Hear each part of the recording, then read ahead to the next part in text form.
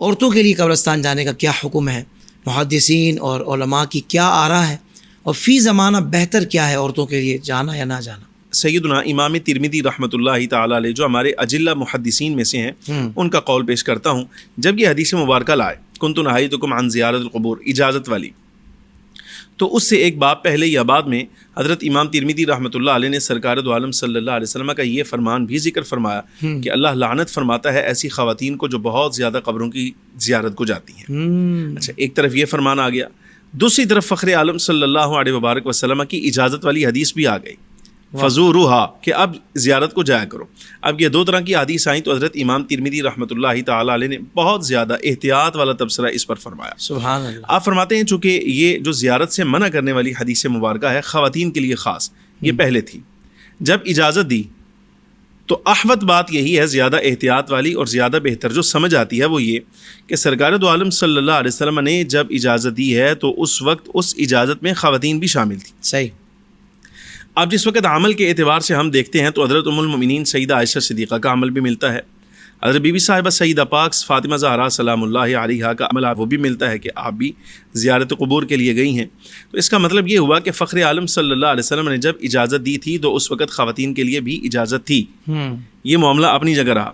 لیکن جس زمانے میں ہم جی رہے ہیں جیسا کہ آپ نے فرمایا یہ تو تھا علماء اور محدثین کی آراء. صحیح. اب چونکہ احکام شرعیہ میں اتنی گنجائش ہوتی ہے کہ جب احوال بدلتے ہیں، حوادثات بدلتے ہیں اور جو ارد گرد کا ماحول ہے وہ تبدیل ہوتا ہے تو احکام شرعیہ میں کچھ نہ کچھ اس میں تبدیلی آ جاتی ہے، تغیر آ جاتا ہے. بالکل ٹھیک. جس زمانے میں ہم جی رہے ہیں آپ کو معلوم ہے کہ اس وقت اکثر قبرستان میں اور یہ جو مزارات ہیں اولیاء کرام کے، یہاں مرد و زن کا اختلاط ہوتا ہے.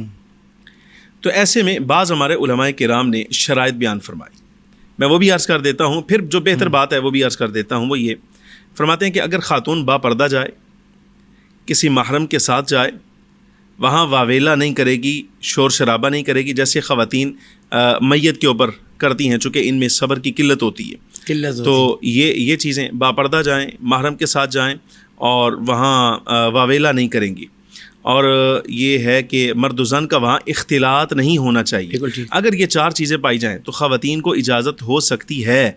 لیکن پھر بھی اس کے باوجود یہی کہوں گا کہ خواتین کے لیے بہتر سے بہتر اور سب سے بھی زیادہ بہتر بات یہی ہے اپنے گھر میں رہیں، یہیں سے فاتحہ خوانی کریں اور یہیں سے ایصال ثواب کریں. یہ ماحول کی بھی بہتری اسی میں ہے اور عزت و آبرو بھی اسی میں ہے. اجازت اپنی جگہ رہی لیکن فی الحال عزت و آبرو جو ہے اس کا بھی خیال رکھنا چاہیے تاکہ دین حق اسلام پر کسی قسم کا حرف نہیں آنا چاہیے. بہتر یہ ہے کہ خواتین جو ہے وہ اپنے گھروں میں رہ کر ایصال کریں.